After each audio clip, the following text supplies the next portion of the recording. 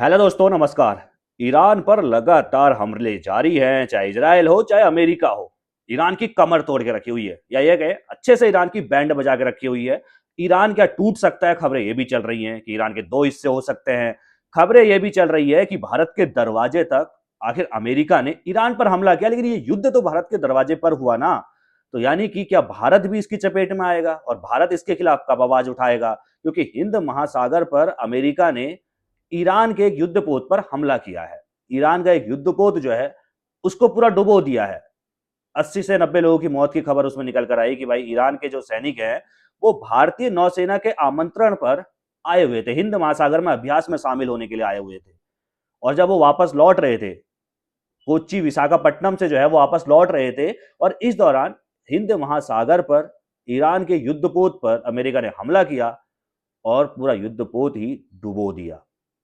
जिसके बाद चर्चाएं ये चल रही है कि भाई भारत के आमंत्रण पर वो आया हुआ था और भारत के दरवाजे पर, यानी कि हिंद महासागर भले कि वो हमारे क्षेत्र में नहीं था, श्रीलंका के क्षेत्र में हो, लेकिन भारत के दरवाजे तक तो युद्ध पहुंच चुका है ना। ईरान के युद्धपोत पर अमेरिका ने जो हमला किया वो भारत के दरवाजे पर किया, जिसके बाद इस पर सियासत भी हो रही है। लेकिन सियासत से हटकर आप भली भांति आप सभी लोग जानते हैं कि 28 फरवरी के दिन क्या हुआ था। 28 फरवरी के दिन अमेरिका और इजराइल ने मिलकर ईरान पर ताबड़तोड़ गोले बरसाए थे।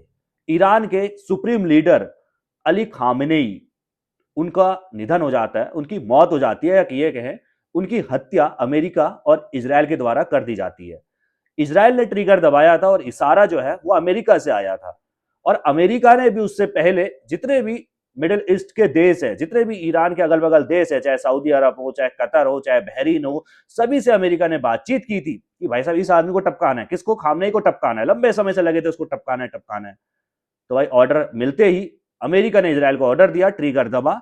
30 गोले, जहां पर खामनेई का आवास है, ऐसा कहा जाता है कि अपने बेटे, बहू, दामाद और अधिकारियों के साथ वो मीटिंग कर रहे थे अपने आवास पर जिस वक्त पर ये हमला हुआ। इजराइल ने कहा सब कुछ क्लियर है जी, सामने हमारा बंदा है और परिवार के साथ पूरा भरा भुरा है, खत्म कर दो, टूट जाएगा। खत्म हुआ, लेकिन टूटा नहीं ईरान। ईरान उसके बाद जहां जहां अमेरिका के सैन्य अड्डे हैं, चाहे सऊदी अरब हो, चाहे फिर वो कतर हो, जितने मिडिल ईस्ट में अमेरिका के जो है वो अड्डे हैं, वहां पर चुन चुनकर रॉकेट और ड्रोन से हमले हो रहे हैं।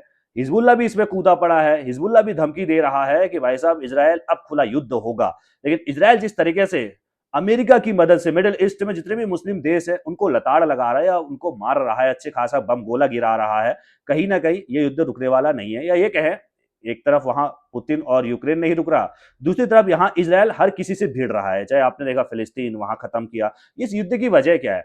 जैसे हम हर वीडियो में बताते हैं, अगर आप लोगों को नहीं पता है तो इस युद्ध की वजह इतनी है ना कि डोनाल्ड ट्रंप चाहते हैं, यानी कि अमेरिका चाहता है, यानी कि इजराइल चाहता है कि ईरान परमाणु संपन्न देश ना बने। यानी कि ईरान के पास परमाणु हथियार नहीं हो सकता है। ये अमेरिका चाहता है। अगर वो अमेरिका कहता है अगर ऐसा हुआ, अगर ईरान के पास परमाणु हथियार आ गया, तो ये अमेरिका और अमेरिका के जितने भी साथी देश हैं उन सब के लिए घातक हो सकता है। ये सिरफिरा है। लेकिन यहां पर एक चीज और जानना जरूरी हो जाता है कि खामनेई कोई आतंकवादी नहीं था। उसके समर्थन में भारत में भी नारेबाजी हो रही है, पाकिस्तान में बवाल हो रहा है। 35 से 40 लोग इसमें पाकिस्तान में मारे जाने की खबर अभी तक निकल कर आ चुकी है कि ऐसा अमेरिकी दूतावास को घेरने के लिए निकले, अमेरिकी दूतावास के दीवार फाद कर अंदर जाने की उन्होंने कोशिश की, जिसके बाद पाकिस्तान की जो सेना उसने फायरिंग की और 35 से 40 लोगों को मार डाला। कुल मिलाकर ये युद्ध रुकने वाला नहीं है। सबसे अधिक चर्चा तो यही है कि भारत के दरवाजे तक क्या ये युद्ध पहुंच चुका है। और इसके अलावा एक और चर्चा चल रही है कि ईरान के दो टुकड़े हो सकते हैं। ऐसा कहा जा रहा है कि एक अलग देश की मांग यहां पर हो सकती है, क्योंकि जो लगातार विपक्षी संगठन है जो अलग देश की मांग कर रहा है, उसको अब ट्रंप का साथ मिल चुका है कि जाइए भाई, इराक के कुछ हिस्सों में वो रहते हैं, जाके ईरान के अंदर आप घुसिए, ईरान में पहले से मौजूद है।